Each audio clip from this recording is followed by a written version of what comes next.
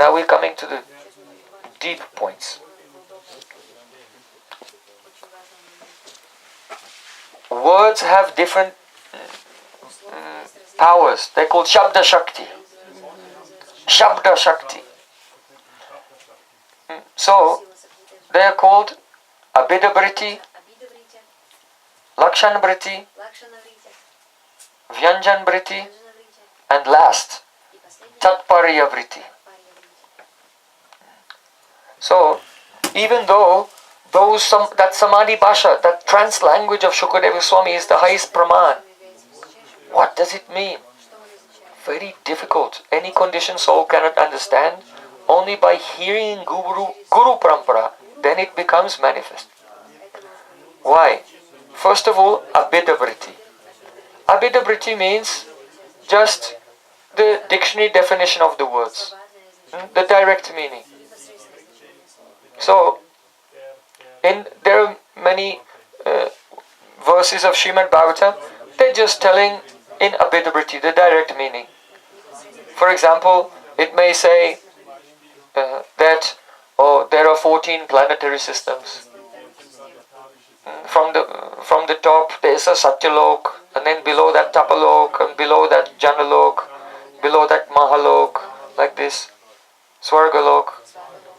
So this is just the direct description, it's Abhida Vritti, just the direct dictionary meaning. But some words also have Lakshana Vritti. It means associated meaning. So, you take, for example, the famous example for Lakshana Vritti is Gangaya Goshaha. Gangayam Goshaha means the village on the Ganges. So, you cannot build a village on the water of the Ganges. So, when someone says the village is on the Ganga, it means it's on the bank of the Ganga. It's associated with that. So, this is called the Lakshana Vritti. There is also one type of Vritti called Rudhi Vritti. That means conventional usage. In other words, the direct meaning of the word coming from etymology is not taken, but the conventional meaning, the way everyone accepts it, in the way they use it in language. For example, if you're talking about a lotus, you say Pankaja. Panka means mud, and Ja means born. So born from the mud. But the lotus is not the only thing born from the mud. But still, because we all use this word Pankaj to mean a lotus, then we all know what we're talking about. So this is conventional meaning. These conventional meanings are very interesting because everyone comes from a different background and they use the same words, but it means different things to different people. Just like I was hearing, one devotee was speaking about preaching. Oh, do you do some preaching? And then another devotee said, no, I don't do preaching. I never do any preaching. I do sharing. Sharing. Right? Why? Because they have a bad experience in the mind. The word preaching is really bad. Preaching is when you condescend to everyone in an angry voice and you say you'll go to hell or something like this. They have this idea. But actually preaching comes from prachar in Sanskrit. Prachar. So prachar means to propagate your achar is a prachar. Prakrista. In the most excellent way. By your own behavior, you show others you behave in an excellent way and you teach others how to follow that behavior in the most excellent way. Prachar. That is prachar. So it has nothing to do with the shouting at anyone in an angry tone and telling them to go to hell. So two people are using the same word, but for one person it means something terrible and the other person means something wonderful. One person says the word guru and smiling and heart is melting. Oh, another one hears the word guru, they become angry. Guru means fascist. So in this way, words they have their conventional meanings, and those conventions will be different depending on the backgrounds of the people. Just like in Sanskrit there's the word kushal. Kushal. Kushal means, it comes actually from the word kush. So kush grass is very, very sharp. And so only a person who's really expert knows how to pick the kush grass without cutting themselves. So when you say someone is kushal, you actually mean that they're expert. But it actually comes from the idea that to pick this grass without cutting yourself, you have to be expert. Also in Sanskrit there's the word praveen. So praveen, literally it means one who's expert at playing the veena is praveen. But now it's come to be used in all circumstances. Praveen just means like kushal, expert. So before, the kushal meant that you could pick the kush grass. Or praveen meant that you could play the veena. But now you say someone is kushal or someone is praveen at cooking, or speaking, or gardening, or dancing, or anything. Why? Because of this is the rudibriti, the conventional usage. So this is the big problem. You pick up Srimad Bhagavatam and you start to read. But what the words mean to you and what the words mean to Shukadev Goswami can be completely different. You see, this is some of the difficulties in communication. So, we have Abhidabriti, direct meaning, Lakshanabriti, meanings which are connected with the meaning of the words. Then we have the Vyanjan Briti. Vyanjan Briti means suggestion. For example, one teacher is giving a lecture to his students. And one of the students says, "Oh teacher, now the sun is going down. The evening time has come." So it's true, because the sun is about to go down. Right? But the Vyanjan Briti is, "Oh my dear teacher, you're going on for so long. This lecture is completely boring. And I have so many other things to do." But he's not saying that. He's saying, "Oh look, the sun is going down. Evening has come." But the Vyanjan Briti, everyone understands these other meanings. So, in kavya, in poetry, this is always used. And in fact, when there's love between the hero and the heroine, then especially the heroine, she's so sweet and always using Vyanjan Briti. So that's called Kanta Sammat Padavali. Kanta Sammat Padavali means the words, the collection of words, which is just like, Sammat means like, Kanta means a lover. Kanta Sammat Padavali. So, there's Guru Sammat Padavali. That is, a teacher just do this. Like Srila Prabhupada. Once, some devotees, disciples of Srila Prabhupada came to him and said, "Srila Prabhupada, we read in your books that the Madhyamadikari, they can preach. So, we are preaching everywhere. Does that mean that we are Madhyamadikaris?" Srila Prabhupada said, "I am preaching and you just do what I tell you to do." So, this is a Guru Sammat Padavali. The Guru can just tell, just do this. Why? Because there are some things that you may not understand. So just do it, and later, when purification has took place, then you'll understand. So Guru can just give the imperative instructions, and the Vedas speak like that as well. Satyam Bada, speak the truth. Dharma Chara, follow your Dharma. Utishtata Jagrata Prapravaram Nibodata. Wake up. Get up, wake up, and try to strive for the goal of your life. The Vedas give imperatives. So it's called Guru Sammat Padavali. Then there's a Mitra Sammat Padavali. That means instructions like a friend. A friend will tell you a story, and from the story you will understand the moral of the story and apply it to your life. So he's not telling you directly what to do, but he's just saying, just telling a story. Oh, he may say how there was a king, and one day this king, someone bought prasadam, but he didn't respect it, he didn't honor it, he disrespected it, and then afterwards, and he was in great suffering. So like that, because some devotee just saw, your friend saw that you didn't respect prasadam, so he just told the story about this king, like that, and you hear it, and say, "Oh, I shouldn't have done that. And then you give pranams to the prasadam. Yeah? Oh. So one time, it was Ekadasi, and some pandas who were envious of Mahaprabhu, they sent Mahaprasadam grains of Lord Jagannath, and they thought, oh, he won't take it because it's Ekadasi, he'll make offense to Jagannath Mahaprasadam, then we'll tell everyone, oh, he's offensive to Jagannath Mahaprasadam. But when the Mahaprasadam came, then Mahaprabhu, he gave pranams, Dandavat pranam again and again.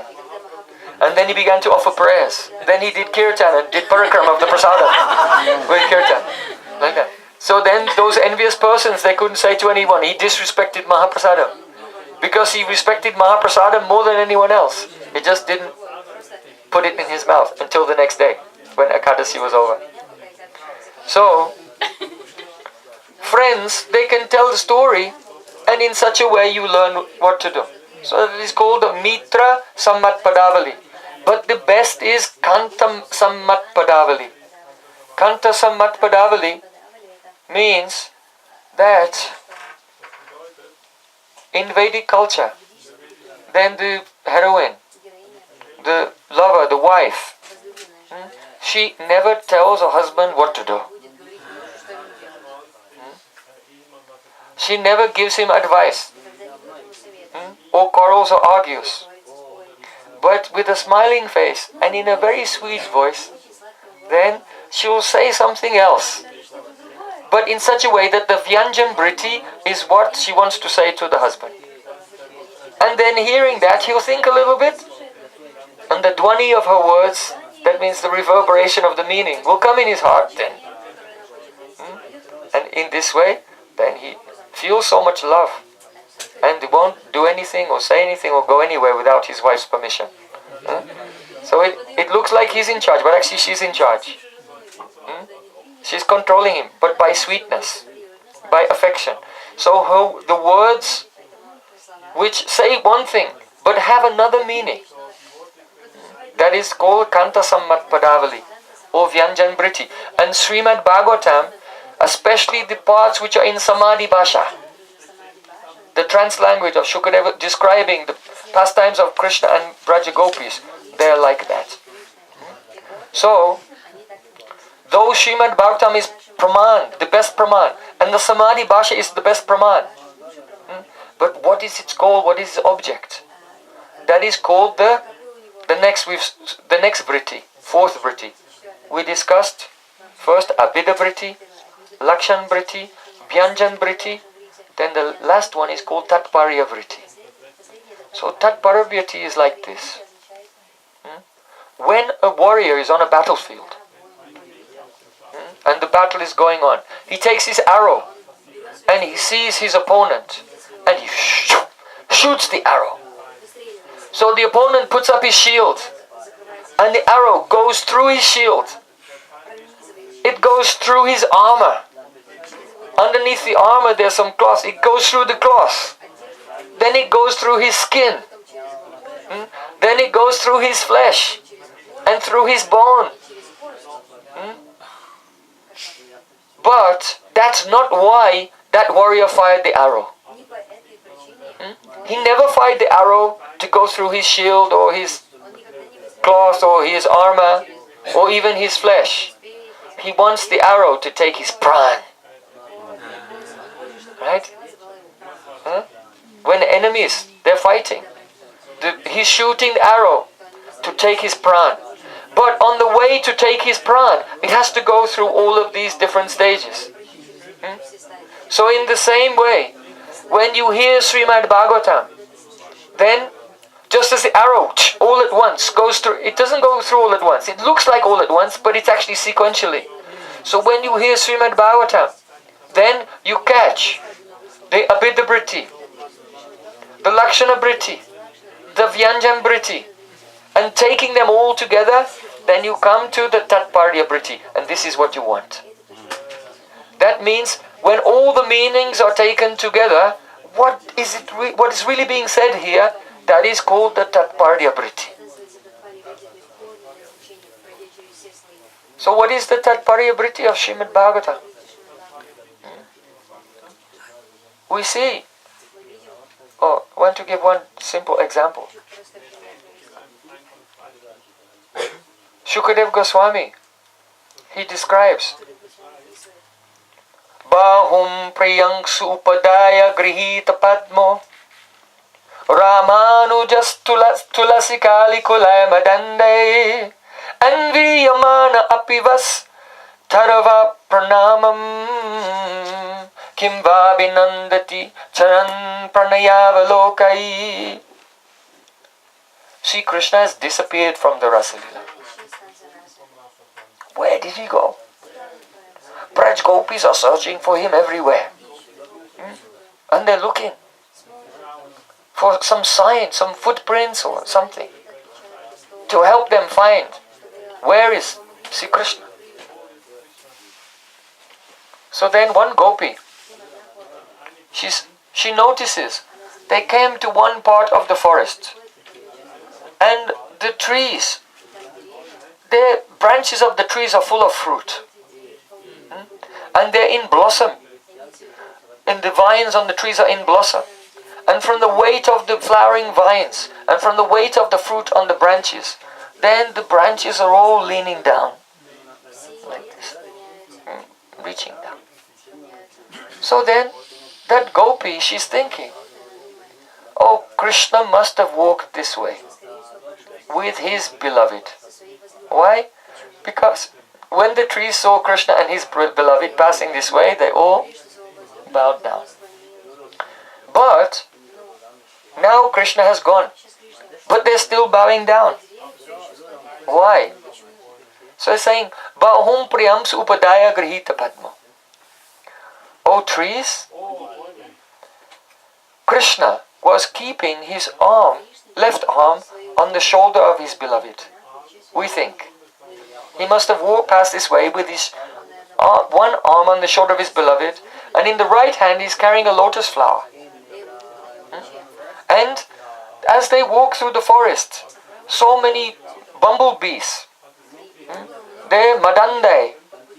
Madande means they're intoxicated by the fragrance of tulsi, which is emanating from Shrimati Radhika. And so the bumblebees are following Radha and Krishna as they walk through the forest. And so Krishna is using one lotus flower. It's not said in the verse, it just said he's holding a lotus flower in his hand. But the Vyanjan Briti, the implication, is that he's using that lotus to get the bees away from her face. Like this. So, and as they're walking, then Anviyamana, as they're going by, then Taravo Prananam, look, the trees are giving pranam to Radha Krishna. But when they gave pranam, then did Krishna acknowledge their pranam? You know, if your Gurudev comes or any advanced Vaishnava, then you see and you bow down to them and then you look to see if they'll glance at you and acknowledge that you've given pranam and give a blessing. Like that. So, one Gopi is saying that Kimva Binandati Charan Pranayava Lokai. When you bowed down to Krishna as he was walking with Radhika through the forest, did he look at you with a loving glance? But the answer is no. Well, that's why they're still down, because they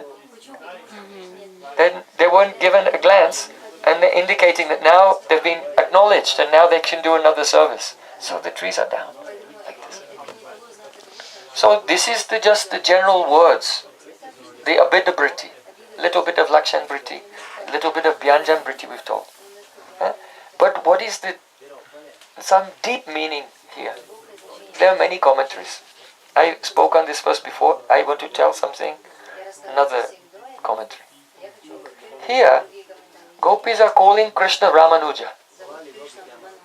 So why would the Gopis call Krishna Ramanuja? You hear the sound, Ramanuja. So then you get the Abhidabriti, Ram, Anuja, the younger brother of Ram.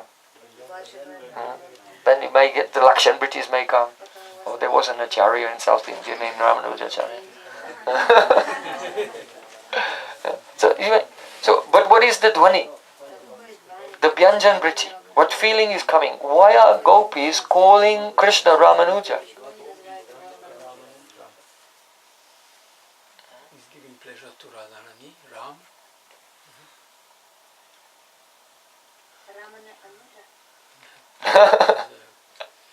They feel shy in the presence of Krishna.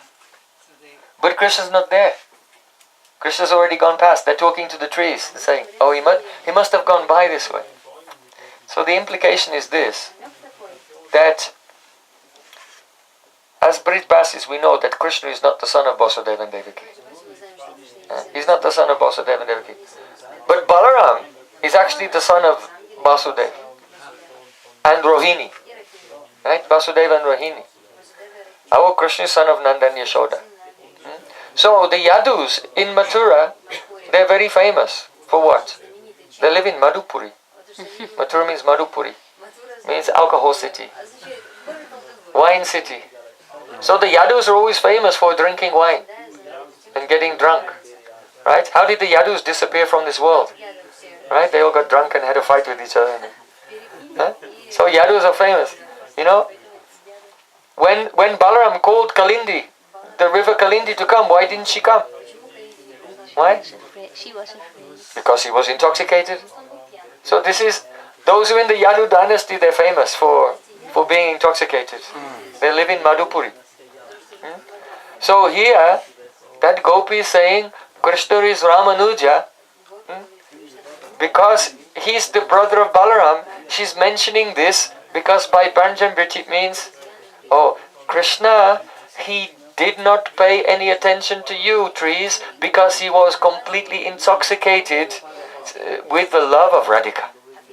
So he's Ramanuja. This is a way of saying by Banjan Briti that Krishna is intoxicated by the prem of Radhika. Ramanujas tulasikali ali kula madandaya. And the bumblebees, they're blinded with intoxication from the fragrance of the tulsi. So by Byanjan Briti, the implication is that these bumblebees are following Krishna and they're blinded with intoxication. So Krishna is also blinded with the intoxication of Radhika's beauty and Radhika's prem, and that's why he didn't even see the trees bowing down to him. So by Byanjan Briti, then you'll see that this verse is extreme Radha Paksha. Because everyone thinks, oh, Krishna is so beautiful, everyone's intoxicated by his prem. No, but by Byanjan Briti, this verse is telling that, no, Krishna, he's not even seeing what anyone else is doing, because he is intoxicated and he's blinded with love for Srimati Radhika.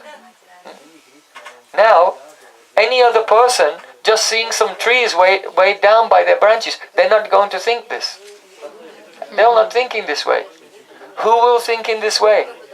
Only those who are so absorbed in the service of Radha and Krishna that whenever they see something, they interpret it that Radha and Krishna must have walked by.